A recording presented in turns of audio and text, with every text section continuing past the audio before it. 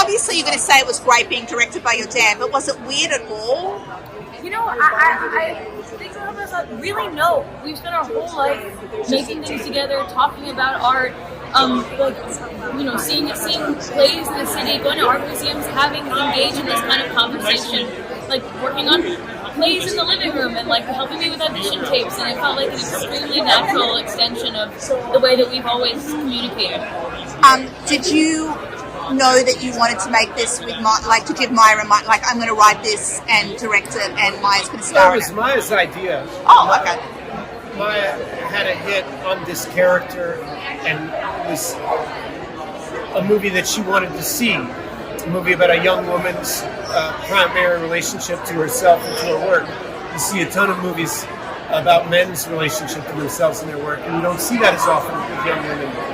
And Miss O'Connor's work is really striking and arresting and not always nice and not always kind. And, she's an incredibly complex human being to explore. It made it worth it for both of us. Is that what drew you to her work?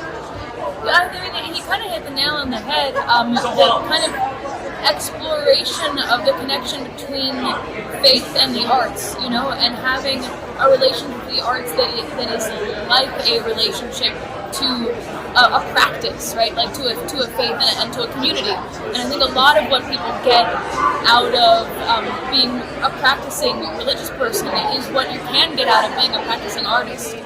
Community, structure, something you believe in.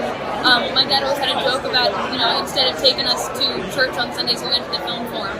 And it was really a big part of the way that we grew up in the community we grew up in. So I thought that, a movie about an artist trying to understand her relationship to her own ambition in comparison to her faith would be a really interesting thing for us to explore together.